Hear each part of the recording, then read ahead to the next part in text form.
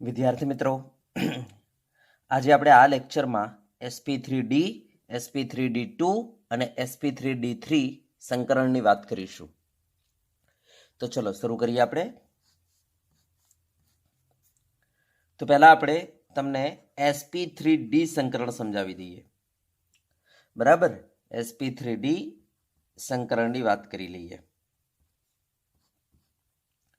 તો પહેલા તો sp3d સંકરણ કોને કહીશું? તો આપણે કહીશું કે ભાઈ ઉર્જાનો ઓછો તફાવત હોય તેવી એક s લઈ લો, 3 p લઈ લો અને એક d. હવે d કઈ? તો ધ્યાન આપજો, dz² લેવાની રહેશે, કારણ કે આપણી પાસે d 5 છે, dxy dy z dxz dx² y² અને dz².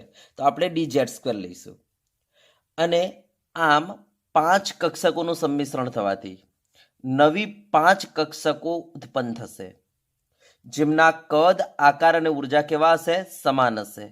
આ ઉત્પન્ન થયેલી 5 કક્ષકોને આપણે કહીશું sp3d સંકૃત કક્ષકો, અને આ જે વિધિ થઈ એને કહીશું sp3d સંકરણ. તો સમજી ગયા છો? ઉર્જાનો ઓછો તફાવત હોય તેવી એક s લઈ લો, બરાબર, અને 3 p લઈ લો, એટલે કે px, py અને pz. બરાબર, 3 p લઈ લો અને એક d લો. d કઈ? તો dz². હવે આ x, સપોઝ આ y એક્સિસ અને આ z એક્સિસ, તો આપણે કહી શકીએ dz². આ રહી dz². યસ, તો એક d લઈ લો અને d કઈ? dz². યસ, આમનું સંમિશ્રણ થવાથી નવી 5 કક્ષકોનું નિર્માણ થશે, જેમના કદ, આકાર અને ઉર્જા કેવા હશે? સમાન હશે. બરાબર, યસ, જેમના કદ, આકાર અને ઉર્જા સમાન હશે. જેમના કદ અને ઉર્જા કેવા? સમાન. યસ, આવી કક્ષકોને આપણે નામ આપીશું sp3d સંકૃત કક્ષકો. અને આ જે વિધિ થઈ, બરાબર, એને આપણે નામ આપીશું sp3d સંકરણ. ચલો, ક્લિયર છે? યસ. હવે ધ્યાન આપજો, આ જે sp3d સંકૃત કક્ષક જે બનેલી છે, બરાબર, આમાં પર્સન્ટેજ s લક્ષણ કેટલું હશે, પર્સન્ટેજ p કેટલું હશે અને પર્સન્ટેજ d લક્ષણ કેટલું હશે?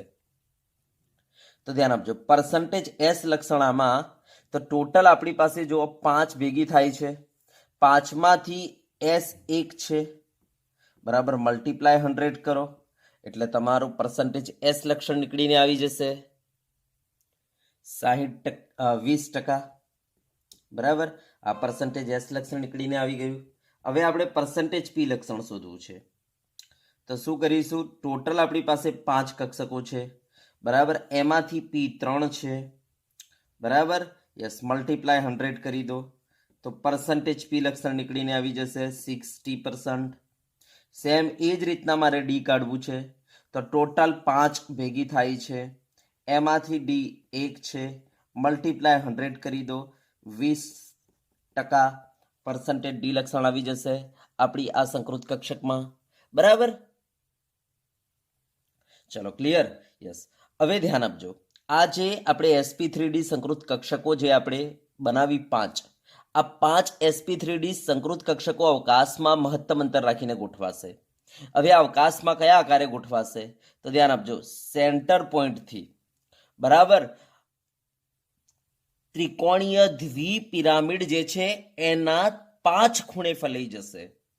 સેન્ટર પોઈન્ટથી ત્રિકોણીય દ્વિપિરામિડના 5 ખૂણે ફેલાઈ જશે. એનો મતલબ સાહેબ, એક આમ ફેલાઈ જશે, એક આમ ફેલાઈ જશે સમતલમાં, એક આમ ફેલાઈ જશે સમતલમાં. બરાબર, યસ, આ ત્રિકોણ બની ગયો. યસ, એક આમ ફેલાઈ જશે, યસ, અને એક આમ ફેલાઈ જશે, એક આમ ફેલાઈ જશે. એનો મતલબ સાહેબ, આ છે તમારું ત્રિકોણ, બરાબર, આ છે મારા હાથમાં, બરાબર, આ સેન્ટર પોઈન્ટ, એક આમ ફેલાઈ ગઈ છે, એક આમ ફેલાઈ ગઈ છે, એક આમ ફેલાઈ ગઈ છે, એક ઉપર એક નીચે, બરાબર. એક ઉપર એક નીચે. જો આપણે આને જોઈન્ટ કરી દઈએ, દેખાય છે? યસ. તો જો ઉપર એક પિરામિડ બની ગયો, બરાબર. અને નીચે આ પોઈન્ટને જો જોઈન્ટ કરી દઈએ આ સમતલના ત્રણે ત્રણ ખૂણાથી ત્રિકોણના આપણે, તો નીચે એક પિરામિડ બની જશે.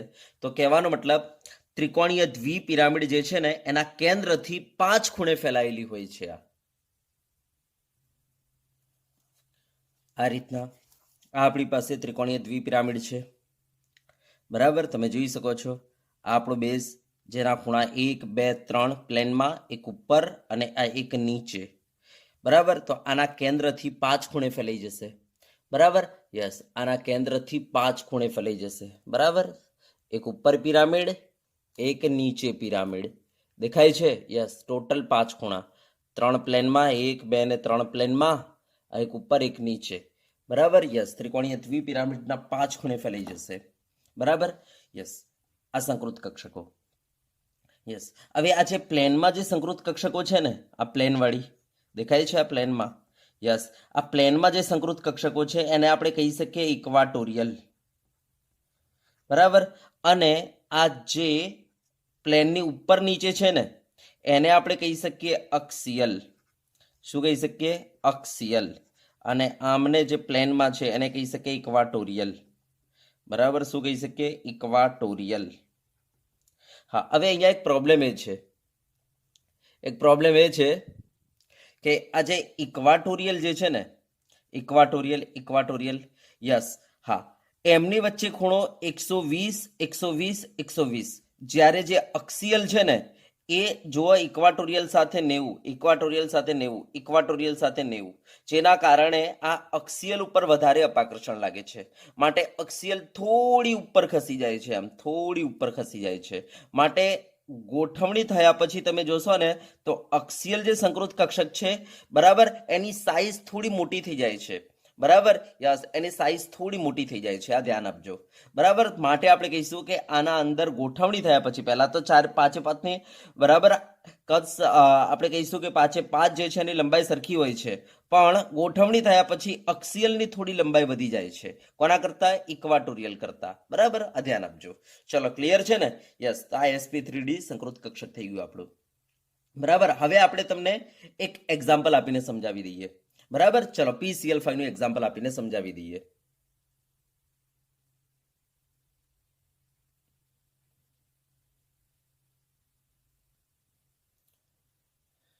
તો ચલો, PCl5, અને આ ઇમ્પોર્ટન્ટ છે PCl5. તો જુઓ, સેન્ટ્રલ એટમ ફોસ્ફરસ છે, જેનો પરમાણુ ક્રમાંક 15 છે. ઇલેક્ટ્રોન રચના 1s2 2s2 2p6 3s2 3p3, બરાબર. આ 15 ઇલેક્ટ્રોન થઈ ગયા. અને આ ત્રીજામાં 3d પણ આવશે, પણ ભાઈ 3d 0 છે, ત્યારે ઇલેક્ટ્રોન નથી એમાં. તો ત્રીજા કોષમાં તમને ખબર છે 3d આવે. હા, અને ચોથા કોષમાં સાહેબ, ચોથા કોષમાં da આવે ને fa આવે, એટલે 4d આવે ને 4fa આવે, ધ્યાન આપજો. હા, બીજા કોષના અંદર ભાઈ d ના આવે, માટે આપણે આગળ જ્યારે તમને સમજાવતા હતા ત્યારે 2d નતા લખતા, બરાબર. યસ, ચલો, ક્લિયર છે? યસ. હવે આનો બાહ્યતમ કોષ આ રહ્યો. બાહ્યતમ કોષમાં રહેલી કક્ષકો ખાલી બંધ બનવામાં ભાગ લેતી હોય છે, બરાબર. અંદરના કોષમાંની કક્ષકોનો કોઈ મતલબ નથી. ચલો, પહેલા હું 3s બનાવી દઉં છું, ચલો, પછી 3p બનાવી દઉં છું, અને આ છે 3d, બરાબર. યસ, 3d છે. ઓકે. યસ. ચલો, તમે જોઈ શકો છો 3s માં 2 ઇલેક્ટ્રોન, 3p માં 3 ઇલેક્ટ્રોન, અને 3d ખાલી છે આખી. હા, હવે મને બતાવજો, બોલો, આગળ કક્ષકો એ જ કોષમાં ખાલી છે? હા સાહેબ, ખાલી છે ને 3d. માટે બોલો, આને શું કરાવીશું? બઢતી કરાવીશું, અયુગ્મિત બનાવી દઈશું. ચલો, બરાબર. યસ, તો અયુગ્મિત બનાવી દઈએ આને. ચલો, હા, જો કક્ષક ખાલી ના હોત તો અયુગ્મિત બનાવવાનો કોઈ મતલબ નથી, કારણ કે આવશ્યક શરત નથી, એટલા માટે. ચલો, બરાબર. યસ. હા, તો આપણે જોઈ શકીએ છીએ એક એસમાં ઇલેક્ટ્રોન થઈ ગયું, એક પીમાં અને એક ડીમાં. ચલો, બરાબર. હા, હવે આ શું કરશે? તો સરાઉન્ડિંગ એટમ જે હશે ને, યસ, એની કક્ષક સાથે શું કરશે? સંમિશ્રણ કરશે. તો ચલો સરાઉન્ડિંગ એટમ કોણ છે? PCl છે. પરમાણુ ક્રમાંક કેટલો આવે? તો Cl નો પરમાણુ ક્રમાંક છે 17. ચલો ઇલેક્ટ્રોન રચના લખતા જાઓ. 1s2 2s2 2p6 પછી 3s2 3p5. ચલો એનો બાહ્યતમ કોષ આ રહ્યો. તો આપણે કહીશું આ 3s અને આ 3p. આ 3s માં 2 ઇલેક્ટ્રોન અને 3p માં આપણે કહીશું 5 ઇલેક્ટ્રોન. 1 2 3 4 અને આ 5. તો તમે જોઈ શકો છો એક પી કક્ષક અર્થપૂર્ણ ભરાયેલી છે. તો બસ આ Cl ની આ જે પી કક્ષક અર્થપૂર્ણ ભરાયેલી છે ને એ આપણી આ કક્ષક સાથે સંમિશ્રણ કરીને sp બંધ બનાવશે. બરાબર, પછી pp બંધ બનાવશે, પછી pp બંધ બનાવશે, pp બંધ બનાવશે અને dp બંધ બનાવશે. હા, પણ આ ડાયરેક્ટ સંમિશ્રણ નહીં કરે. પહેલા આ શું કરશે? બરાબર, સંકરણ કરશે અને પછી સંકૃત કક્ષકો દ્વારા સંમિશ્રણ કરશે. બરાબર, યસ, આવું પાવલિંગે કહ્યું છે. ચલો તો પહેલા આપણે સંકરણ કરાવી દઈએ. s માં 1 ઇલેક્ટ્રોન, p માં 1 ઇલેક્ટ્રોન, p માં 1 ઇલેક્ટ્રોન, બરાબર, p માં 1 ઇલેક્ટ્રોન અને d માં 1 ઇલેક્ટ્રોન. બરાબર ને, આ આપણી ડી કક્ષક. યસ, બરાબર, આપણી ડી કક્ષક. ચલો ઓકે, આમાં 1 ઇલેક્ટ્રોન, આમાં 1 ઇલેક્ટ્રોન, આમાં 1 ઇલેક્ટ્રોન, આમાં 1 ઇલેક્ટ્રોન ને આમાં 1 ઇલેક્ટ્રોન. ચલો હવે આમનું સંમિશ્રણ થશે એટલે નવી કેટલી કક્ષકો બનશે? ભાઈ નવી 5 કક્ષકો બનશે. જેટલા માત્રામાં સંમિશ્રણ થાય એટલી જ કક્ષકોનું નિર્માણ થાય. ચલો સંમિશ્રણ થયું. આ સંમિશ્રણને આપણે કયા નામથી ઓળખીશું? તો આ સંમિશ્રણને આપણે કહીશું sp3d. બરાબર, યસ, સંકરણ. ચલો હવે દરેકમાં 1 1 ઇલેક્ટ્રોન થઈ ગયો. યસ, હવે આ 5 sp3d સંકૃત કક્ષકો જે બનેલી છે એ અવકાશમાં કયા આકારે ગોઠવાઈ જશે? તો મેં તમને કહ્યું એ પ્રમાણે, બરાબર, ત્રિકોણીય દ્વિપિરામિડના કેન્દ્રથી 5 ખૂણે ફેલાઈ જશે. બરાબર, યસ. તો ચલો હું અહીંયા ફોસ્ફરસ બતાવી દઉં છું. ત્રિકોણીય દ્વિપિરામિડ જે છે એના કેન્દ્રથી 5 ખૂણે ફેલાઈ જશે. ચલો બરાબર, યસ.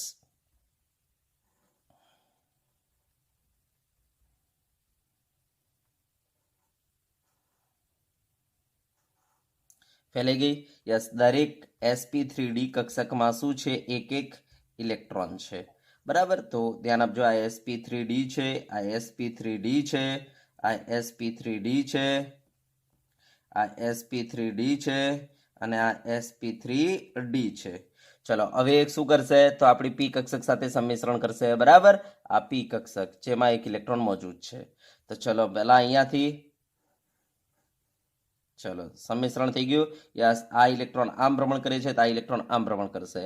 આ આપણો પી, બરાબર, આ આપણો Cl છે. Cl ની આ પી કક્ષક છે. તો બોલો sp3d અને પી કક્ષક વચ્ચે અહીંયા બંધ બની ગયો. આ બંધને કહીશું સિગ્મા બંધ. કેમ સિગ્મા બંધ? કારણ કે સાહેબ જો આ માથાથી બનેલો છે અને એ પણ તમને ખબર છે કે સંકૃત કક્ષક હંમેશા સિગ્મા બંધ બનાવે. ચલો પછી અહીંયા એક બીજો પી આવે, આ Cl ની પી કક્ષક આવશે. બરાબર, યસ, આ એનો ઇલેક્ટ્રોન. બરાબર, આ જો આમ ફરે છે તો આ બીજો એનાથી વિરુદ્ધ દિશામાં ફરતો હશે. ચલો આ પણ તમારો કયો બંધ બની ગયો? સિગ્મા બંધ બની ગયો. બરાબર, ચલો એ જ રીતના આપણે કહીશું આ બીજો. આ ઇલેક્ટ્રોન આમ ફરે છે તો આ ઇલેક્ટ્રોન આમ ફરશે. બરાબર, આ તમારો Cl આવી ગયો. Cl ની આ પી કક્ષક. ચલો બરાબર, યસ, Cl ની આ પી કક્ષક. તો તમે જોઈ શકો છો 3 સિગ્મા બંધ ક્યાં બનેલા છે? પ્લેનમાં. કોની વચ્ચે? sp3d અને પી કક્ષક વચ્ચે. sp3d અને પી કક્ષક વચ્ચે. ચલો ડન. યસ, હવે આ સમતલને લંબ, બરાબર, યસ, એક Cl આવશે અને આની સાથે સંમિશ્રણ કરીને યસ આ રીતના સિગ્મા બંધ બનાવી દેશે. યસ, આ જો આમ ફરે છે તો આ એનાથી વિરુદ્ધ ફરશે.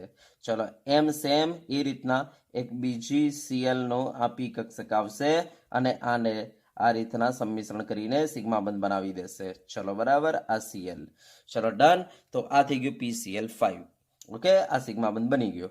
ચલો તો આપણે કહી શકીએ આ ફોસ્ફરસ સાથે, ધ્યાન આપજો, આ ફોસ્ફરસ સાથે આ બાજુ Cl છે, આ બાજુ Cl છે, આ બાજુ Cl છે, ઉપર Cl છે અને નીચે Cl છે. અહીંયા પ્રોબ્લેમ એ છે કે આપણે કહીશું કે આ ઇલેક્ટ્રોન યુગ્મ આની સાથે અપાકર્ષણ કરશે, જેના કારણે શું થઈ જશે ખબર છે? જેના કારણે શું થશે? આ અપાકર્ષણને મિનિમાઇઝ કરવા માટે આ થોડો દૂર ખસી જશે. બરાબર, યસ, સેમ એવો જ બરાબર પ્રોબ્લેમ આના સાથે થાય છે કારણ કે આ પણ જે છે આ 3 ને 3 બરાબર ઇલેક્ટ્રોન યુગ્મોને લંબ છે, જેના કારણે આની સાથે પણ આ શું કરશે, અપાકર્ષણ કરશે. યસ, જેના કારણે આ પણ સહેજ નીચે ખસી જશે, જેના કારણે આ 2 PCl બંધ બરાબર આ 2 PCl બંધ દેખાય છે, 2 PCl બંધ આ રહ્યા, એક આ PCl અને આ PCl, જેને આપણે શું કહીશું, જેને આપણે કહીશું એક્સિયલ બંધ. શું કહેવાય, એક્સિયલ બંધ બરાબર. અને આ જે 3 PCl બંધ છે બરાબર, 3 PCl બંધ જે સમતલમાં આવેલા છે એને કહીશું આપણે ઇક્વાટોરિયલ બંધ. શું કહીશું, ઇક્વાટોરિયલ બંધ. તો ધ્યાન આપજો, ધ્યાન આપજો, આ જે ઇક્વાટોરિયલ બંધ જે છે બરાબર, યસ, એમની વચ્ચે જે અપાકર્ષણ લાગે છે એના કરતા અક્સિયલ બંધ ઉપર અપાકર્ષણ વધારે લાગતું હોવાથી અક્સિયલ બંધ સહેજ મોટા હોય છે બરાબર. આ મોટા છે બરાબર, યસ, આ નાના પડશે, નાના થઈ જશે, મીન્સ એટલા છે પણ પેલા મોટા થઈ ગયા, એટલા માટે આપણે કહી શકીએ આના કરતા મોટા છે. તો ધ્યાન આપજો, અક્સિયલ બંધ સહેજ મોટા હોય છે કોના કરતા, ઇક્વાટોરિયલ બંધ કરતા બરાબર. એના પાછળનું કારણ શું છે ખબર પડી ગઈ, યસ, એના પાછળનું કારણ શું છે, અપાકર્ષણ. તો અપાકર્ષણને મિનિમાઇઝ કરવા માટે આ થોડા ઉપર ખસી જશે, જેના કારણે આ 3નું અપાકર્ષણ આના પર થોડું ઓછું લાગે. સેમ એ જ રીતના આ PCl બંધ થોડું મોટું થઈ જશે, કેમ, કારણ કે અપાકર્ષણ વધારે લાગતું હોવાથી 90 ના ખૂણે છે, અપાકર્ષણ વધારે લાગતું હોવાથી એને મિનિમાઇઝ કરવા માટે થોડો નીચે આવી જશે, જેના કારણે આના પર આ 3ના કારણે જે અપાકર્ષણ લાગશે ઓછું લાગશે બરાબર. તો અપાકર્ષણને મિનિમાઇઝ કરવા માટે આપણે કહીશું અક્સિયલ જે બંધો છે PCl એ થોડા મોટા થઈ જાય છે બરાબર, થોડા ઉપર નીચે તરફ ખસી જાય છે, જેના કારણે યાદ રાખજો અક્સિયલ બંધ જે છે PCl5 માં મોટા છે.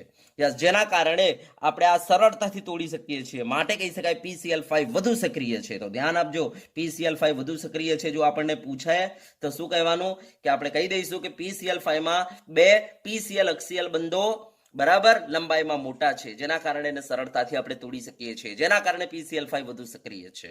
ચલો બરાબર, યસ, તો ચલો હું અહીંયા લખાવી દઉં છું PCl5 કેમ વધારે સક્રિય છે બરાબર. ચલો એના પાછળનું કારણ લખાવી દઉં છું. તો PCl5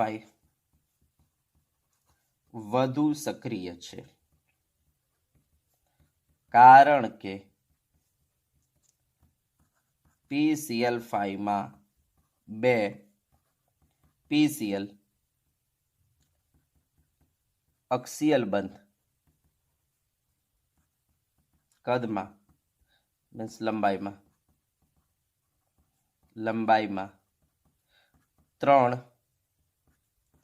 PCl ઇક્વાટોરિયલ બંધ કરતા,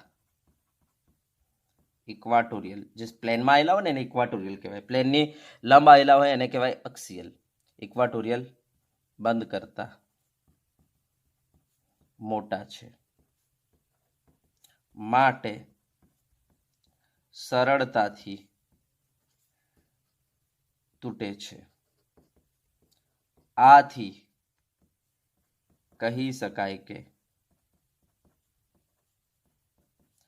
PCl5 વધુ સક્રિય છે. ચલો ડન, યસ, તો આ PCl5 થઈ ગયું. હવે આના ઉપરથી એક નોંધ યાદ રાખી લેવાની, જો તમને કોઈ પૂછી નાખે નીચે 4 અણુ આપીને કહી દે કે ભાઈ નીચેનામાંથી કયા અણુમાં બંધ લંબાઈ અલગ અલગ પડશે, તો દિમાગમાં ફિટ કરી લો, જ્યાં તમને sp3d સંકરણ દેખાય ત્યાં કહી દો બંધ લંબાઈ કેવી પડશે, અલગ અલગ. તો આ રીતના જો આપણને MCQS પૂછે તો આપણે MCQS સોલ્વ કરી શકીએ છીએ બરાબર. આવો એક બીજો પણ એક્ઝામ્પલ છે sp3d3, એ પણ હું તમને સમજાવું છું હમણાં થોડી વાર રહીને. ચલો બરાબર, તો આ થઈ ગયું તમારું sp3d સંકરણ. ચલો હવે આપણે તમને બતાવીએ sp3d2 સંકરણ. ચલો બરાબર, ચલો તો હવે આપણે sp3d2 સંકરણની વાત કરીએ. તો પહેલી તો વાત એ છે કે ભાઈ sp3d2 સંકરણ કહીશું કોને, તો ધ્યાન આપજો, ઉર્જાનો ઓછો તફાવત હોય તેવી એક S લઈ લો, 3 P કક્ષકો લઈ લો અને 2 D કક્ષકો લઈ લો. શરત શું છે, આમની વચ્ચે ઉર્જાનો બહુ ઓછો તફાવત જોઈએ, આ એની શરત છે બરાબર. હવે બીજી વાત એ છે કે ભાઈ ડી કક્ષકો આપણે 2 લેવાની છે. હવે ડી કક્ષકો આપણી પાસે 5 છે, dxy dy z dxz dx2 y2 અને dz2. તો આમાંથી કઈ 2 ડી, તો આપણે કહીશું dx2 y2 અને dz2, આ 2 ડી લેવાની બરાબર, જેને આપણે કહી શકીએ અક્સિયલ 2 ડી લઈ લો બરાબર. યસ, આવી 6 કક્ષકોનું સંમિશ્રણ થવાથી નવી 6 કક્ષકોનું નિર્માણ થાય છે, જેમના કદ અને ઉર્જા સમાન હોય છે. યસ, આ 6 કક્ષકોને આપણે કહીશું સંકૃત કક્ષકો. બરાબર, કઈ સંકૃત કક્ષકો? sp3d2 સંકૃત કક્ષકો કહીશું. અને આ જે વિધિ થઈ, આ વિધિને આપણે કહીશું sp3d2 સંકરણ. ચલો સમજી ગયા? યસ. ચલો જો હું આને પહેલા s લખીને બતાવી દઉં, પછી એમ સમજો આ x અક્ષ, આ y અક્ષ, આ z અક્ષ, આ આપણી px છે. બરાબર? યસ. આ x y z આપણી py છે.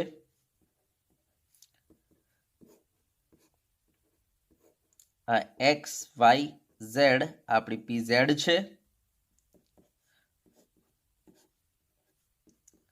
આ x y z આપણી dz સ્ક્વેર છે.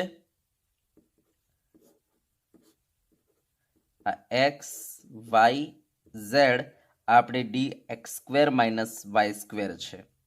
બરાબર? યસ. આ 6 કક્ષકોનું સંમિશ્રણ થશે અને નવી 6 કક્ષકોનું નિર્માણ થશે. હા, જેમના કદ, આકાર, ઉર્જા કેવી હશે? સરખી હશે. આ જે 6 કક્ષકોનું નિર્માણ થયું, આ 6 કક્ષકોને આપણે કહીશું sp3d2 સંકૃત કક્ષકો. બરાબર? યસ. જેમના કદ અને ઉર્જા કેવા છે? સમાન છે. બરાબર? યસ. આ જે વિધિ થઈ, આ વિધિને આપણે કહીશું sp3d2 સંકરણ. ચલો, બરાબર? યસ. હવે આ જે સંકૃત કક્ષકો બનેલી છે sp3d2 sp3d2 sp3d2 sp3d2 sp3d2 sp3d2, એના અંદર પરસન્ટેજ s લક્ષણ કેટલું છે, પરસન્ટેજ p કેટલું છે, પરસન્ટેજ d કેટલું છે, ચલો કાઢીએ. તો જુઓ, ટોટલ 6 ભેગી થઈ છે. 6 માં s 1 છે. યસ, મલ્ટીપ્લાય 100 કરી દો એટલે પરસન્ટેજ s તમને મળી જશે, 16.6% આવશે. પરસન્ટેજ p કાઢવું છે તો ટોટલ 6 છે, એમાંથી ભાગ લે છે p કેટલી? 3. યસ, મલ્ટીપ્લાય 100 કરી દો, તમારો જવાબ આવશે 50%. તો કહી દો કે ભાઈ આના અંદર p લક્ષણ 50% હશે અને s લક્ષણ 16.6% હશે. ચલો, પરસન્ટેજ d કાઢીએ તો ટોટલ 6 છે, એમાંથી d 2 ભાગ લે છે, મલ્ટીપ્લાય 100 કરી દો તો તમારો જવાબ આવશે 33.33. તો આપણે કહી શકીએ આના અંદર બરાબર ડી ના અખલાક, ડી ના લક્ષણ 33.33% હશે. સમજી ગયા ને? તો આમાંથી કોઈ પણ કક્ષક લઈ લો, એમાં એસ લક્ષણ તમે જોશો તો 16.6%, પી લક્ષણ 50% અને ડી લક્ષણ તમને 33.33% જોવા મળશે. હવે આ જે 6 કક્ષકો જે બનેલી છે, બરાબર, આ 6 સંકૃત કક્ષકો એ અવકાશમાં કેવી રીતના ગોઠવાશે? તો આપણે કહીશું કે કોઈ એક પોઈન્ટથી મહત્તમ અંતર રાખીને ગોઠવાઈ જશે. હવે મહત્તમ અંતર કેવી રીતના? તો આપણે કહીશું કે ભાઈ સમતલના અંદર 4 ગોઠવાઈ જશે, એક ઉપર અને એક નીચે ગોઠવાઈ જશે. એનો મતલબ ચોરસ દ્વિપિરામિડના કેન્દ્રથી 6 ખૂણે ફેલાઈ જશે આ રીતના. બરાબર? ધ્યાનથી જોજો. એક આમ, બરાબર, પછી એક આમ, બરાબર. યસ, આમ હું ચોરસમાં બતાવું છું. બરાબર? યસ, સમતલના અંદર, બરાબર, આ 4 કક્ષકો આ રીતના ફેલાઈ જશે, ચોરસના 4 ખૂણે. બરાબર? યસ, ચોરસના 4 ખૂણે. બરાબર? ચોરસના 4 ખૂણે ફેલાઈ ગઈ. યસ. અને આ ચોરસને એક લંબ આ રીતના, બરાબર, અને આ રીતના એક નીચે આમ. યસ, આ રીતના ફેલાઈ જશે. બરાબર? જો હું પહેલા ચોરસ સમતલના અંદર બતાવી દઉં. સમતલના અંદર આ 4, બરાબર, સમતલમાં આ 4 થઈ ગઈ. યસ. અને હવે આ સમતલને આ રીતના 4 ખૂણા આ રીતના ઉપર લગાવી દો તો જો ઉપર એક પિરામિડ બની ગયો, બરાબર. યસ, આ જ રીતના નીચે આ રીતના ચારે ચાર ખૂણા જોડી દો તો નીચે એક પિરામિડ બની ગયો. યસ, તો આ રીતના ચોરસ દ્વિપિરામિડ બની ગયો, બરાબર. તો આપણે કહીશું ચોરસ દ્વિપિરામિડના 6 ખૂણે કેન્દ્રથી ફેલાયેલી હોય છે આ 6 કક્ષકો, બરાબર. યસ, આ રીતના બરાબર ધ્યાનથી જોજો. આ રીતના જો આ 1, આ 2, આ 3 અને આ 4 આ એક પ્લેનમાં છે, બરાબર, એક પ્લેનમાં છે. યસ, આ પ્લેનની ઉપર એક ખૂણો અને આ પ્લેનની આ નીચે એક ખૂણો દેખાય છે. યસ, આ નીચે એક ખૂણો જો આ રહ્યો, નીચે એક ખૂણો. યસ, બરાબર. યસ, તો આ રીતના તો આપણે કહીશું કે આ રીતના 6 ખૂણે ફેલાયેલી હોય છે. આપણે કહીશું આ બેઝ તમારો ચોરસ, ઉપર એક પિરામિડ નીચે એક પિરામિડ, ચોરસ દ્વિપિરામિડ, અથવા આને કહેવાય અષ્ટફલકીય. તો અષ્ટફલકના કેન્દ્રથી 6 ખૂણે ફેલાયેલી હોય છે. 4 સમતલમાં આ રીતના 4 સમતલના ખૂણે, એક ઉપરના ખૂણે અને એક નીચેના ખૂણે, આ રીતના 6 sp3d2 સંકૃત કક્ષકો જે છે, બરાબર, અષ્ટફલકના કેન્દ્રથી 6 ખૂણે ફેલાયેલી હોય છે, બરાબર. યસ, ચોરસ દ્વિપિરામિડના કેન્દ્રથી 6 ખૂણે ફેલાયેલી હોય છે. ચલો, ક્લિયર? યસ. હા, હવે ધ્યાનથી જોજો અહીંયા કે કોઈ પણ બે sp3d2 સંકૃત કક્ષકો લઈ લો અને એના વચ્ચેનો ખૂણો વિચારો તો 90 ડિગ્રી તમને જોવા મળશે, 90 ડિગ્રી જોવા મળશે, 90 ડિગ્રી જોવા મળશે, 90 ડિગ્રી જોવા મળશે. અને હવે આ પ્લેનને આ લંબ છે, માટે આ આની સાથે 90, આ જે છે આની સાથે 90, આ આની સાથે 90, આ આની સાથે 90. સેમ એ રીતના નીચેવાળી પણ પેલા પ્લેનને લંબ છે, જેના કારણે આ આની સાથે 90, આ આની સાથે 90, આ આની સાથે 90, આ આની સાથે 90. તો આપણે કહીશું કે કોઈ પણ બે સંકૃત કક્ષક, બરાબર, નજીકની લઈ લો, એમની વચ્ચેનો ખૂણો તમને 90 ડિગ્રી જોવા મળશે. જેના કારણે આપણે કહીશું કે અહીંયા જે અપાકર્ષણ હશે એ અપાકર્ષણની માત્રા કોઈ પણ બે સંકૃત કક્ષક વચ્ચે સેમ હશે, બરાબર. યસ, જેના કારણે આમાંથી કોઈ પણ બે સંકૃત કક્ષકો, આમાંથી કોઈ સંકૃત કક્ષક જે છે એ બહાર નહીં નીકળી જાય. જે રીતના sp3d ના અંદર ખબર છે ને પેલું અપાકર્ષણની માત્રા મિનિમાઇઝ કરવા માટે બહાર નીકળી જતી, એવું અહીંયા નહીં થાય. એનો મતલબ આના અંદર અક્સિયલ કે ઇક્વાટોરિયલ જેવું કંઈ હશે નહીં, બરાબર. તો આ ધ્યાન આપજો. ચલો, ક્લિયર? તો કોઈ પણ બે નજીકની સંકૃત કક્ષકો વચ્ચેનો ખૂણો તમને કેટલો જોવા મળશે? 90 ડિગ્રી જોવા મળશે. તો આ sp3d2 સંકરણ થઈ ગયું. ચલો, હવે થોડું લખાણ લખાવી દઈએ આના ઉપર, બરાબર. ચલો,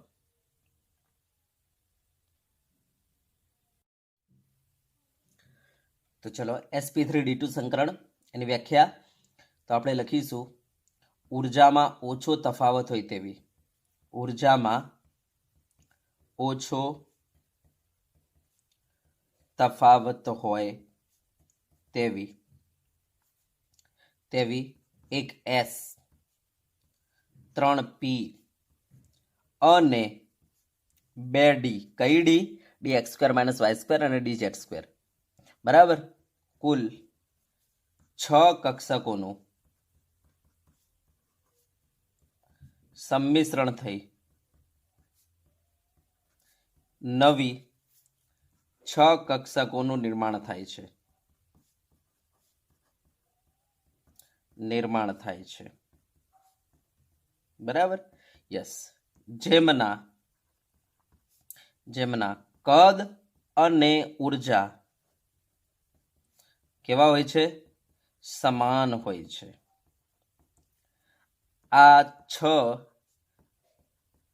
બરાબર, સંકૃત, બરાબર, ઉર્જા સમાન હોય છે, જેમને sp3d2 સંકૃત કક્ષકો કહે છે,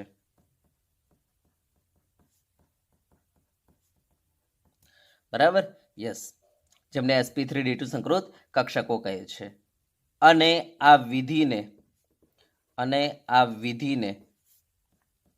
sp3d2 સંકરણ કહે છે. ચલો, બરાબર. યસ, હવે ધ્યાન આપજો. આ sp3d2 સંકૃત કક્ષકોમાં, બરાબર, s લક્ષણ કેટલું હોય છે? s લક્ષણ 16.6%, બરાબર. p લક્ષણ કેટલું છે? બોલો પી લક્ષણ 50% અને ડી લક્ષણ કેટલું હોય છે આમાં 33.33% હોય છે બરાબર આ sp3d2 સંકૃત કક્ષકો અવકાશમાં કેવી રીતના ગોઠવાય છે તો આ sp3d2 સંકૃત કક્ષકો અવકાશમાં બરાબર અષ્ટફલકના કેન્દ્રથી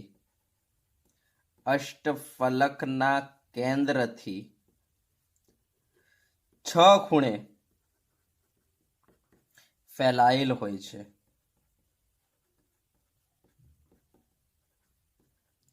બરાબર ચલો ક્લિયર તો આ થઈ ગયું તમારું sp3d2 સંકરણ ચલો હવે આપણે એક એક્ઝામ્પલ આપી દઈએ તમને SF6 અને એક્ઝામ્પલ આપીને સમજાવી દઈએ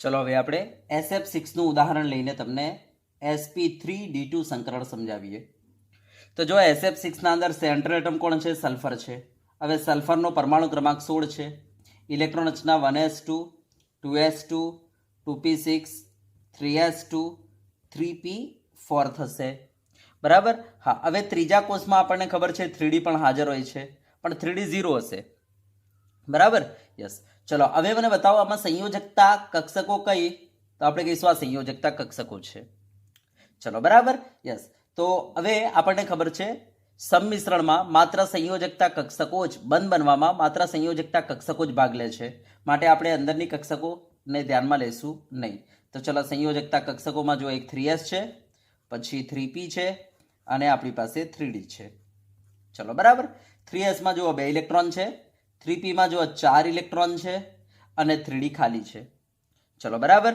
યસ હવે તમે જોઈ શકો છો કે આ સંયોજકતા કોષના અંદર આપણી પાસે ખાલી કક્ષકો મોજૂદ છે તો આપણને ખબર છે જે યુગ્મિત ઇલેક્ટ્રોન હોય એને આપણે શું કરીશું ઇલેક્ટ્રોનની બઢતી કરાવીને અયુગ્મિત બનાવી દઈશું તો ચલો આ 3s અને 3p ના અંદર જે ઇલેક્ટ્રોન છે એને આપણે અયુગ્મિત બનાવી દઈએ બરાબર યસ એક એક કરી દઈએ યસ આના ઇલેક્ટ્રોનને આગળ ટ્રાન્સફર આના ઇલેક્ટ્રોનને આગળ ટ્રાન્સફર યસ તો આપણે કહી શકીએ 3s ના અંદર ઇલેક્ટ્રોન છે 3p ના અંદર ઇલેક્ટ્રોન છે અને 3d ના અંદર ઇલેક્ટ્રોન છે બરાબર યસ હા હવે આ જે છે બરાબર કોની સાથે સંમિશ્રણ કરીને બંધ બનાવશે તો આપણે સરાઉન્ડિંગ એટમ સાથે હવે સરાઉન્ડિંગ એટમ કોણ છે અહીંયા ફ્લોરિન છે બરાબર હવે ફ્લોરિનનો પરમાણુ ક્રમાંક 9 છે જેની ઇલેક્ટ્રોન રચના 1s2 2s2 2p5 થશે તો મને બતાવો સંયોજકતા કક્ષકો કઈ કઈ છે તો 2s છે અને 2p છે 2s માં 2 ઇલેક્ટ્રોન છે 2p માં 5 ઇલેક્ટ્રોન છે બરાબર ચલો ઓકે તો તમે જોઈ શકો છો એક p કક્ષક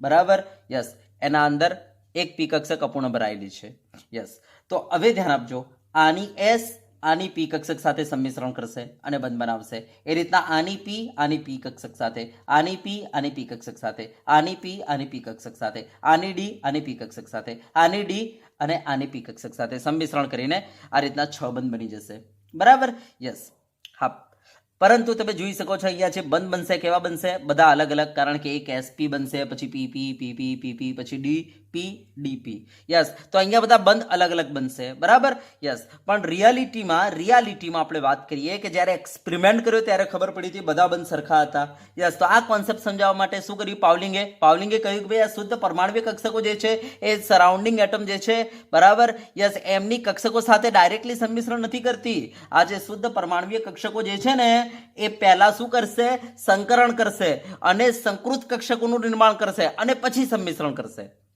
બરાબર યસ આવો ખ્યાલ દાખલ કર્યો પાવલિંગે પેલા બંધ લંબાઈ બધી સમાન છે એને સમજાવવા માટે યસ જેને આપણે સંકરણ કહીએ છીએ તો કહેવાનો મતલબ પહેલા આ કક્ષકો શું કરશે સંકરણ કરશે અને પછી ફ્લોરિનની પી કક્ષક સાથે સંમિશ્રણ કરશે તો ચલો પહેલા લખી દઈએ જુઓ s માં 1 ઇલેક્ટ્રોન છે પછી એમ સમજો કે આ xx છે આ yx છે આ zx છે તો આપણે કહીશું આ px તો px માં 1 ઇલેક્ટ્રોન છે પછી એમ સમજો આ yx આ xx આ yx આ zx યસ આ છે તમારી py એમાં 1 ઇલેક્ટ્રોન છે પછી આ xx આ yx અને આ zx તો આ pz યસ pz માં 1 ઇલેક્ટ્રોન છે યસ પછી આ dx² - y² અને dz² તો ચલો આ xx આ yx અને આ ઝેડ એક્સ, તો આને આપણે કહીશું ડી ઝેડ સ્ક્વેર.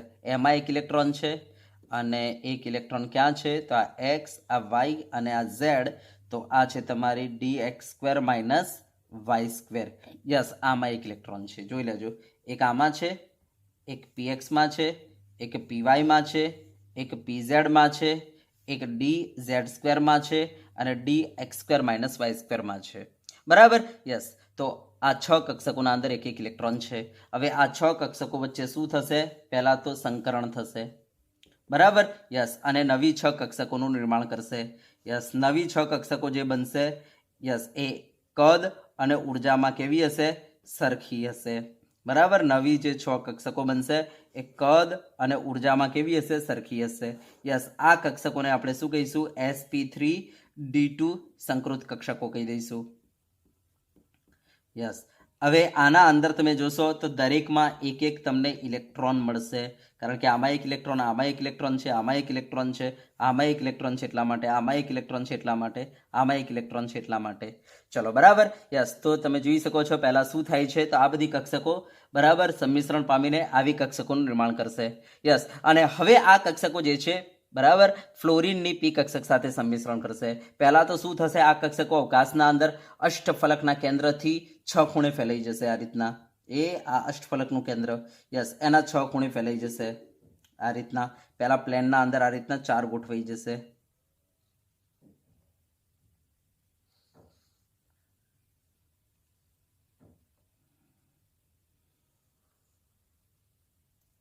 ચાર ગોઠવી ગયા પ્લેનમાં. યસ. અને પ્લેનની ઉપર આ રીતના, બરાબર? યસ. અને આ રીતના પ્લેનની નીચે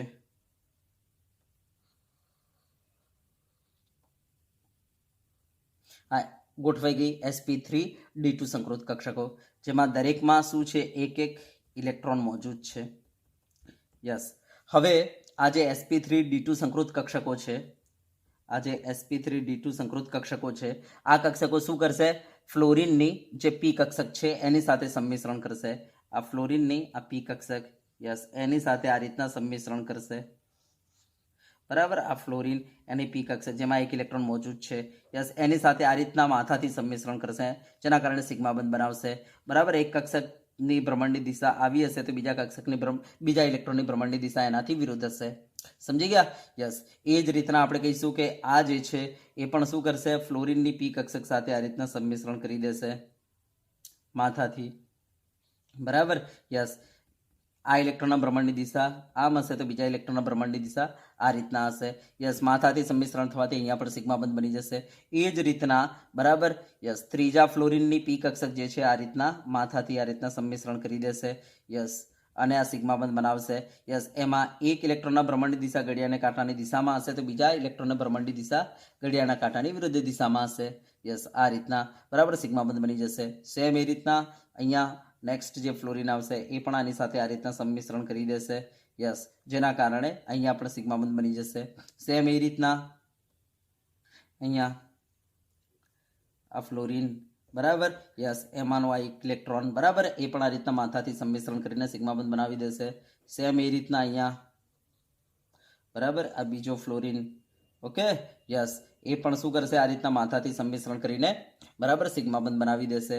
યસ. આ રીતના, બરાબર, SF6 તમારો તૈયાર થઈ જશે. બરાબર? આ સેન્ટરમાં સલ્ફર હતો. બરાબર? યસ. એની sp3d2 sp3d2 sp3d2 sp3d2 sp3d2 sp3d2 એ ફ્લોરિનની આ પી કક્ષક સાથે સંમિશ્રણ કરશે આ રીતના. બરાબર? જેના કારણે sp3d2 અને p વચ્ચે આ રીતના સિગ્મા બંધ બની જશે. ચલો, ક્લિયર છે? યસ. તો ચલો આને જો આ રીતના બતાવીએ તો એ ચાલે કે ભાઈ આ સલ્ફર છે, વચ્ચે વચ્ચ આ બાજુ સિગ્મા બંધ બને ફ્લોરિનથી. યસ. નીચે સિગ્મા બંધ બને ફ્લોરિનથી. આ બાજુ સિગ્મા બંધ બને ફ્લોરિન સાથે. આ બાજુ સિગ્મા બંધ બને ફ્લોરિન સાથે. એક ઉપર સિગ્મા બંધ બને ફ્લોરિન સાથે, એક નીચે સિગ્મા બંધ બને ફ્લોરિન સાથે. તો આ છે આપણો SF6. ધ્યાન આપજો, આમાં બધા જ બંધ કેવા છે? એક સરખા છે. બરાબર? કારણ કે અહીંયા કોઈ અપાકર્ષણ વધારે ઓછું નથી, કારણ કે દરેક કક્ષકો વચ્ચે તમે જોશો ને તો ખૂણે 90 ડિગ્રીનો જ છે બરાબર. તમે આ અંદર અંદર સમતલવાળી કક્ષકો જોશો તો આ 90નો જ તમારો ખૂણો જોવા મળશે. અને આ જે છે સમતલની લંબ છે માટે આ આની સાથે 90, આની સાથે 90, આની સાથે 90, આની સાથે 90, એ રીતના આ આની સાથે 90, આની સાથે 90, આની સાથે 90, આની સાથે 90નો ખૂણો બનાવે છે. જેના કારણે આપણે કહી શકીએ અહીંયા બધા બંધ કેવા હશે? સરખા હશે. તો ધ્યાન આપજો, SF6 એટલે કે sp3d2 ના અંદર બધા જ બંધ કેવા હોય છે? સરખા હોય છે. ચલો ક્લિયર છે? યસ. તો આ SF6 થઈ ગયું બરાબર. તો આપણે આ તમને sp3d2 સંકરણ સમજાવી દીધું SF6 ના ઉદાહરણ દ્વારા. ચલો બરાબર. યસ. હવે હું તમને sp3d3 સંકરણ સમજાવું બરાબર. sp3d3 સંકરણ. ચલો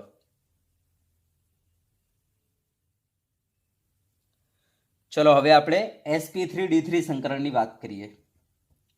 sp3d3 સંકરણ. ચલો પહેલા તો sp3d3 સંકરણ કહીશું કોને?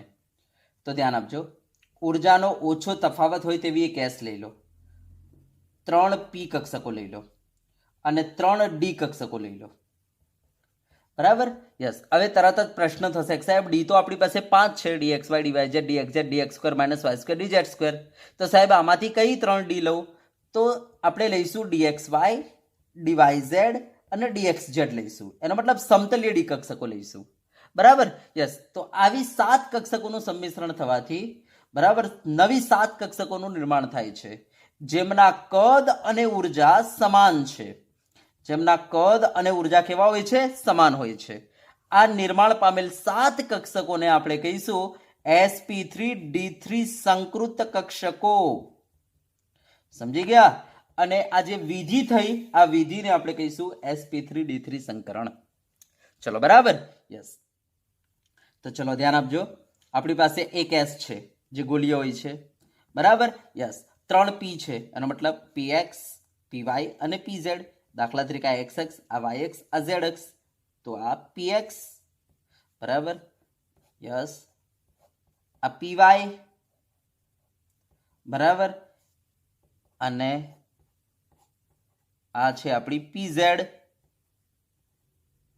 બરાબર. તો 3p થઈ ગઈ અને 3d, એમાંથી એક dxy.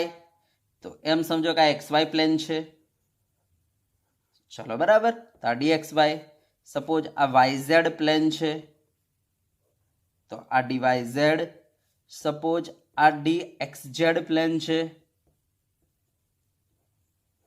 તો આ dxz. એમ કરીને 3d બરાબર. એમ કરીને કુલ 7 કક્ષકોનું સંમિશ્રણ થવાથી, ધ્યાન આપજો, સંમિશ્રણ થવાથી નવી 7 કક્ષકોનું નિર્માણ થાય છે. યસ. જેમના કદ અને ઉર્જા કેવા છે? સમાન. જેમના કદ, ઉર્જા અને આકાર સમાન છે. યસ. એવી 7 કક્ષકોનું નિર્માણ થાય છે. આ 7 કક્ષકોને આપણે કહીશું sp3d3 સંકૃત કક્ષકો બરાબર. તો આને કહીશું sp3d3 સંકૃત કક્ષક, sp3d3 સંકૃત કક્ષક, sp3d3 સંકૃત કક્ષક, sp3d3 સંકૃત કક્ષક, sp3d3 સંકૃત કક્ષક, sp3d3 સંકૃત કક્ષક અને sp3d3 સંકૃત કક્ષક. આવી 7 કક્ષકો બની ગઈ બરાબર. યસ. જેમના કદ અને ઉર્જા કેવા છે? સમાન છે. યસ. હવે આ જે વિધિ થઈ આ વિધિને આપણે કહીશું sp3d3 સંકરણ. હવે અહીંયા જે sp3d3 સંકૃત કક્ષક બની છે એના અંદર જો આપણે પરસન્ટેજ s લક્ષણ જોવા જઈએ, પરસન્ટેજ p લક્ષણ કાઢીએ અને પરસન્ટેજ d લક્ષણ કાઢીએ તો ચલો કેટલું કેટલું આવશે? તો ધ્યાન આપજો, ટોટલ 7 ભાગ લઈ રહેલી છે, એમાંથી s 1 છે અને પર્સન્ટેજમાં કન્વર્ટ કરવા માટે મલ્ટીપ્લાય 100 કરી લઉં તો આન્સર આવશે 14.4. તો આપણે કહી શકીએ કે ભાઈ આ કક્ષકમાં s લક્ષણ 14.4% હશે.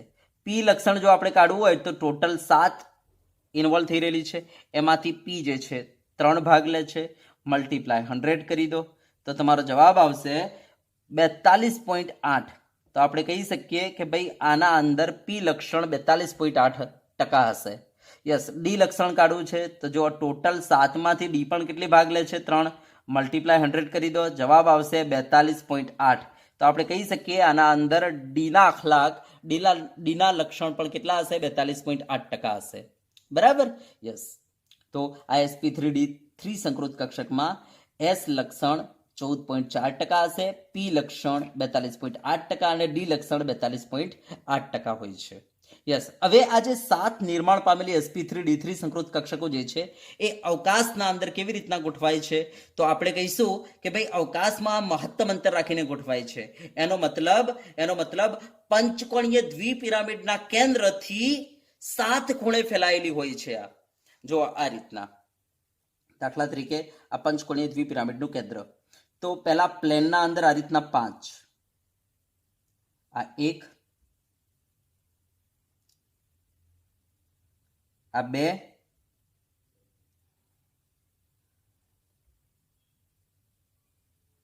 આ 3, આ પ્લેનમાં, આ 4, આ 5, પ્લેનમાં 5, પછી એક ઉપર, ધ્યાન આપજો, પ્લેનની ઉપર એક, અને પ્લેનની નીચે એક,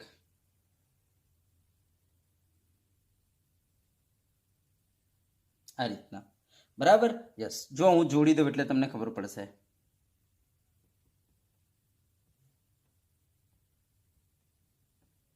આ પ્લેન બની ગયું. યસ, હવે આ ઉપર જોડી દો.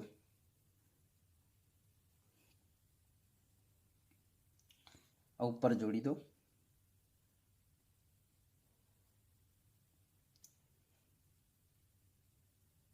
તો જો ઉપર આ એક પિરામિડ બની ગયો. બરાબર? યસ, અને એ રીતના નીચે જોડી દો.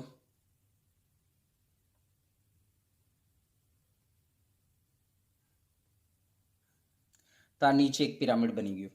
બરાબર? આ રીતના, બરાબર, પંચકોણીય દ્વિપિરામિડ જે છે એના કેન્દ્રથી 7 ખૂણે ફેલાયેલી હોય છે આ 7 sp3d3 સંકૃત કક્ષકો.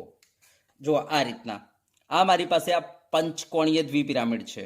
ધ્યાન આપજો, એમાં જો આ પ્લેનના અંદર જુઓ કેટલા ખૂણા છે, 1, 2, 3, 4, 5, 5 પ્લેનમાં છે. એક પ્લેનની ઉપર આ રહ્યો, દેખાય? હા, અને એક પ્લેનની નીચે જુઓ, એ આ રહ્યો, દેખાય છે? આ પ્લેનની નીચે. યસ, આ પ્લેનની નીચે અને આ પ્લેનની ઉપર. બરાબર? અને પ્લેનમાં ટોટલ 5 ખૂણા, એક પ્લેનની ઉપર, એક પ્લેનની નીચે, અને ટોટલ પ્લેનમાં 5 ખૂણા. એમ કરીને આપણે કહી શકીએ કે આના કેન્દ્રથી 7 ખૂણે, બરાબર, sp3d3 સંકૃત કક્ષકો ફેલાયેલી હોય છે. બરાબર? તો આપણે કહી શકીએ પંચકોણીય દ્વિપિરામિડના કેન્દ્રથી 7 ખૂણે ફેલાયેલી હોય છે sp3d3 સંકૃત કક્ષકો. સમજી ગયા? યસ. હવે બરાબર ધ્યાનથી જોજો, આ જે પ્લેનમાં જે કક્ષકો છે ને એમની વચ્ચે ખૂણો હોય છે 72 ડિગ્રી, 72, 72. આ જે પ્લેનવાળી જે છે ને 5, એમની વચ્ચેનો ખૂણો કેટલાનો હોય છે? 72, 72, 72. બરાબર? આ 5 વચ્ચે 72 નો ખૂણો છે. અને આ જે પ્લેનને લંબ છે એ આ પ્લેન સાથે 90 નો ખૂણો, આ આની સાથે 90, આ આની સાથે 90, આ આની સાથે 90, આ આની સાથે 90, આ આની સાથે 90. એ રીતના નીચેવાળી જે છે એ આ પ્લેનમાં મોજૂદ જે 5 છે એની સાથે 90. એનો મતલબ આ આની સાથે 90, આ આની સાથે 90, આ આની સાથે 90, આ આની સાથે 90, આ આની સાથે 90. સમજી ગયા? તો આ રીતના, બરાબર, નજીકની સંકૃત કક્ષકો વચ્ચેનો ખૂણો હોય છે. તો આનો મતલબ એવો થયો જે પ્લેનવાળી કક્ષકો છે ને, યસ, એમની વચ્ચે માત્ર 72 નો ખૂણો છે, જ્યારે પ્લેનને લંબ ઉપર અને નીચે 90 નો ખૂણો છે. તો અહીંયા ખૂણા અલગ અલગ હોવાને કારણે આપણે કહી શકીએ કે પ્લેનની નીચે અને પ્લેનની ઉપરવાળી જે કક્ષક છે એના ઉપર અપાકર્ષણ ઓછું હશે, કારણ કે એ 90 ના ખૂણે છે, જ્યારે અંદરની જે કક્ષકો છે એમની વચ્ચે માત્ર 72 નો ખૂણો છે, જેના કારણે એ અંદરની જે પ્લેનવાળી કક્ષકો છે એમની વચ્ચે અપાકર્ષણ વધારે હશે. તો આપણે કહી શકીએ કે આ જે ઇક્વાટોરિયલ કક્ષકો છે એમની વચ્ચે અપાકર્ષણ વધારે છે, કોના કરતા? અક્ષીયલ કક્ષકો કરતા. યસ, માટે ઇક્વાટોરિયલ કક્ષકો થોડી બહાર નીકળી જાય છે, કોના કરતા? અક્ષીયલ કક્ષકો કરતા. માટે આપણે કહી શકીએ કે એરેન્જમેન્ટ થયા પછી અક્ષીયલ કક્ષકો કરતા ઇક્વાટોરિયલ કક્ષકો થોડી મોટી થઈ જાય છે. બરાબર? યસ. તો ધ્યાન આપજો, અહીંયા અક્ષીયલ અને ઇક્વાટોરિયલ બંને કક્ષકો છે. પ્લેનવાળીને ઇક્વાટોરિયલ કહીશું, પ્લેનની ઉપર નીચે જે છે એને અક્ષીયલ કહીશું. હા, ઇક્વાટોરિયલ અહીંયા મોટી છે અક્ષીયલ કરતા. બરાબર? તો આ થઈ ગયું આપણું sp3d3 સંકરણ. યસ, તો લખાણ તમારે જાતે લખી નાખવાનું છે, કારણ કે મેં તમને sp3d અને sp3d2 ના અંદર સમજાયેલું છે લખાણ. તો બસ એ રીતના તમારે આને પણ ઉતારી શકો છો. ચલો બરાબર. હવે હું આનું એક એક્ઝામ્પલ આપી દઉં. બરાબર. યસ, આનું એક્ઝામ્પલ IF7 છે, તો હું એક્ઝામ્પલ આપીને તમને સમજાવી દઉં sp3d3 સંકરણ. ચલો તે એક્ઝામ્પલ લઈ લઈએ IF7.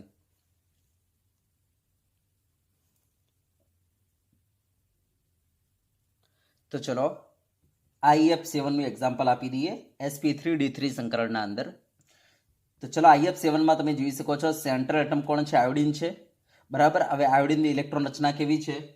તો ભાઈ ક્રિપ્ટોન 4d10 5s2 5p5 આ છે તમારા આયોડિનની ઇલેક્ટ્રોન રચના. હા, હવે આ પાંચમો કોષ ચાલે છે. પાંચમા કોષમાં આપણને ખબર છે 5d પણ હોય છે, માટે આપણે લખી શકીએ 5d0. હા, હવે આમાં સંયોજકતા કક્ષકો આ રહી. બરાબર. યસ, તો સંયોજકતા કક્ષકો જ તમને ખબર છે બંધ બનવામાં ઇન્વોલ્વ થાય છે. અંદરની કક્ષકો જે છે બંધ બનવામાં ઇન્વોલ્વ થતી નથી. તો ચલો સંયોજકતા કક્ષકો આપણે અહીંયા બતાવી દઈએ. તો એક 5s છે. બરાબર. પછી આ 5p છે અને આ 5d છે. ચલો બરાબર. યસ, 5s માં 2 ઇલેક્ટ્રોન છે, 5p માં 5, તો 1 2 3 4 અને 5, અને 5d ખાલી છે. ચલો બરાબર. યસ, હવે આ બંધ બનાવતા પહેલા, બરાબર, પહેલા શું થશે આમનું? તો ભાઈ આ જે છે ને, જે યુગ્મિત ઇલેક્ટ્રોન એ પહેલા અયુગ્મિત બનશે. યસ, અયુગ્મિત બનવા માટે આપણી પાસે ખાલી કક્ષક હોવી જરૂરી છે, અને આપણી પાસે ખાલી કક્ષકો છે. 5d આખો 0 ખાલી જ છે. 5d જે છે આખી ખાલી જ છે. બરાબર. તો આપણે કહી શકીએ કે આ જે યુગ્મિત ઇલેક્ટ્રોન છે એ આ કક્ષકો ખાલી હોવાથી પહેલા અયુગ્મિત બનશે. બરાબર. જેને કહેવાય કે ભાઈ ઇલેક્ટ્રોનની બઢતી થઈ. તો આ પહેલા શું કરશે? ઇલેક્ટ્રોનની બઢતી કરાવી દેશે. એનો મતલબ આ જે યુગ્મિત ઇલેક્ટ્રોન જે છે એને પહેલા અયુગ્મિત બનાવી દેશે. ચલો બરાબર. યસ, અહીંયાનો જે ઇલેક્ટ્રોન હતો આગળ ગયો, અહીંયાનો ઇલેક્ટ્રોન આગળ ગયો, અહીંયાનો ઇલેક્ટ્રોન આગળ ગયો. આપણે કહીશું બઢતી થઈ. આ બઢતી થવી અનિવાર્ય શરત નથી હો ને. હા, કક્ષકો ખાલી હોય તો બઢતી થઈ શકે છે. તો આ ખાલી છે એટલા માટે બઢતી થઈ ગઈ.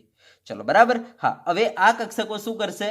આ કક્ષકો જે અર્થપૂર્ણ ભરાયેલી કક્ષકો છે એ સરાઉન્ડિંગ એટમ જે ફ્લોરિન છે, યસ, એની અર્થપૂર્ણ ભરાયેલી કક્ષક સાથે સંમિશ્રણ કરશે. હા, પણ સંમિશ્રણ કરતા પહેલા આ લોકો શું કરશે? સંકરણ કરી દેશે. બરાબર. તો આ લોકો શું કરશે? સંકરણ કરી દેશે. તો ચલો એ સંકરણ વાળું પછી આપણે તમને બતાવીએ. પહેલા ફ્લોરિન સરાઉન્ડિંગ એટમ જોઈ લઈએ. તો ફ્લોરિનમાં પરમાણુ ક્રમાંક 9 છે. ઇલેક્ટ્રોન રચના શું બનશે? 1s2 2s2 2p5. તો બાહ્ય તમકોસ આ રહ્યો 2s અને 2p, 2s અને આ 2p. 2s માં 2 ઇલેક્ટ્રોન છે, 2p માં 5 ઇલેક્ટ્રોન, તો 1 2 3 4 અને 5. તો તમે જોઈ શકો છો એક p કક્ષક અર્થપૂર્ણ ભરાયેલી છે, હે ને? યસ, બસ આ સંમિશ્રણ કરશે. હા, પણ આવી પ્યોર કક્ષકો સાથે નહીં. પહેલા આ કક્ષકો શું કરશે? સંકરણ કરશે. યસ, અને પછી સંમિશ્રણ કરશે. બરાબર. યસ, આવો ખ્યાલ કોણે આપેલો છે? પાવલિંગે. તો ચલો પહેલા આપણે સંકરણ કરાવી દઈએ. તો ચલો આ s જેમાં 1 ઇલેક્ટ્રોન છે, પછી આ px, યસ, જેમાં 1 ઇલેક્ટ્રોન છે, તો એમ સમજો કે આ px. બરાબર. આ xx, yx, આ zx. ચલો એમાં 1 ઇલેક્ટ્રોન છે, પછી આપણે કહીશું આ x, આ y, આ z. તો આપણી પાસે આ py છે જેમાં 1 ઇલેક્ટ્રોન છે, પછી આપણી પાસે આ છે pz જેમાં 1 ઇલેક્ટ્રોન છે, પછી આપણી પાસે આ dxy માં 1 ઇલેક્ટ્રોન છે. બરાબર. તો એમ સમજો આ xy પ્લેન છે. યસ, આ xy પ્લેનના અંદર, યસ, આ તમારી dxy, યસ, એમાં 1 ઇલેક્ટ્રોન છે. પછી d એમ સમજો કે આ yz પ્લેન છે. યસ, તો આ dyz એમાં 1 ઇલેક્ટ્રોન છે, અને આ xz પ્લેન છે. યસ, તો આ તમારી dxz જેના અંદર 1 ઇલેક્ટ્રોન છે. ચલો બરાબર. યસ, તો હવે આ 7 એ 7 કક્ષકોનું શું થશે? સંમિશ્રણ થશે. યસ, અને નવી 7 કક્ષકોનું નિર્માણ થશે. બરાબર. યસ, નવી 7 કક્ષકોનું નિર્માણ થશે, જેમના કદ અને ઉર્જા કેવી હશે? સરખી હશે. બરાબર. યસ, અને દરેકમાં 1 ઇલેક્ટ્રોન હશે, કારણ કે આ કક્ષકોમાં દરેકમાં 1 ઇલેક્ટ્રોન મોજૂદ છે એટલા માટે. યસ, બરાબર.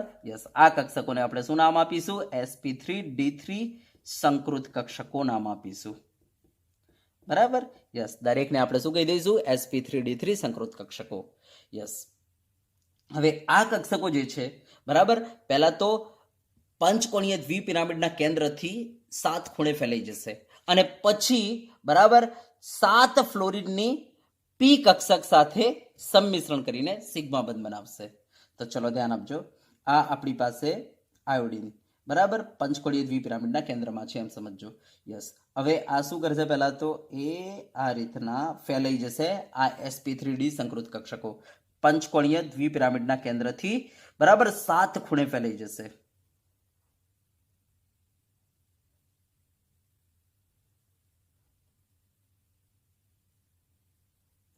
બરાબર પંચકોણીય દ્વિપિરામિડના કેન્દ્રથી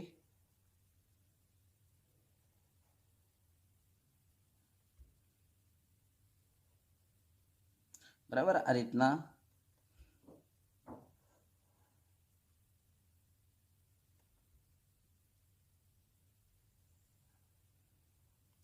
બરાબર આ પ્લેનમાં ફેલાઈ ગઈ. યસ. હવે આ પ્લેનની ઉપર અને આ પ્લેનની નીચે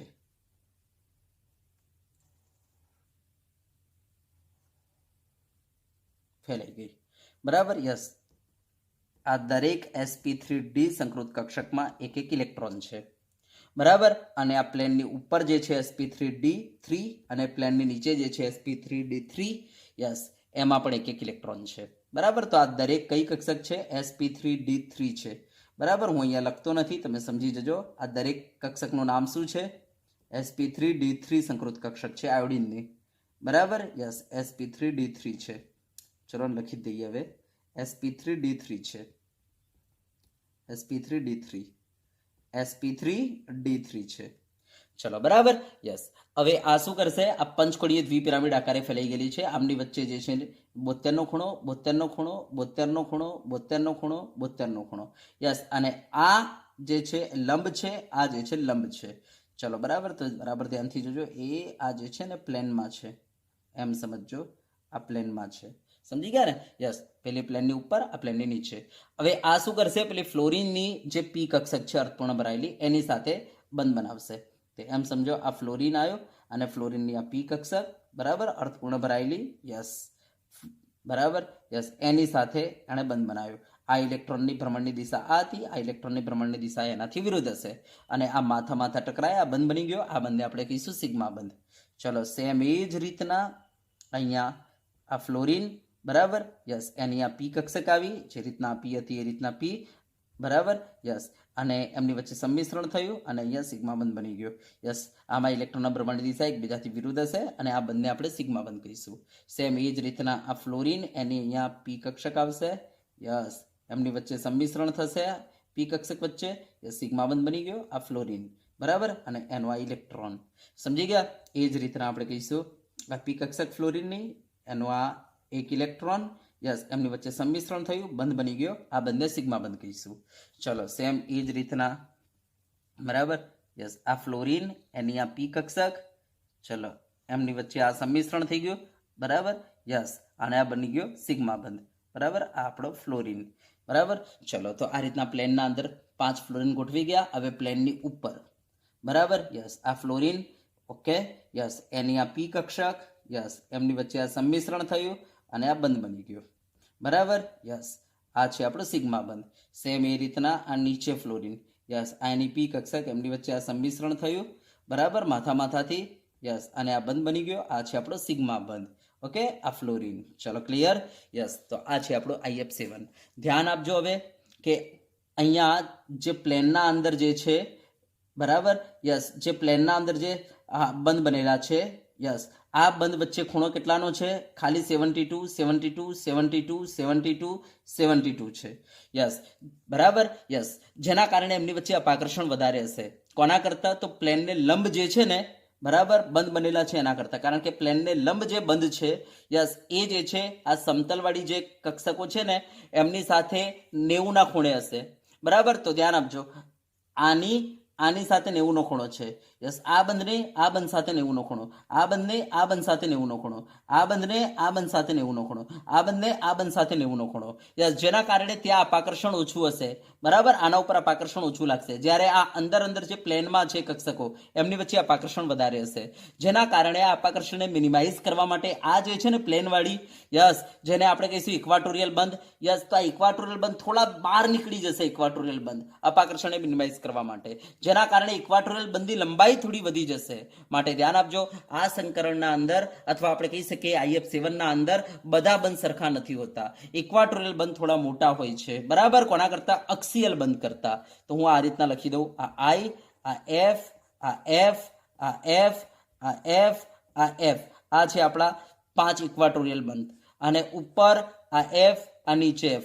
આ જે છે આપણા 2 એક્સિયલ બંધ. ધ્યાન આપજો, આ ઉપર અને આ નીચેના અક્સિયલ બંધ છે. અને આ પ્લેન વાળા કયા છે? આપણા ઇક્વાટોરિયલ બંધ છે. બરાબર, તો ધ્યાન આપજો, અહીંયા અક્સિયલ બંધ જે છે, ધ્યાન આપજો, ઇક્વાટોરિયલ બંધ મોટા છે. કોના કરતા? અક્સિયલ બંધ કરતા.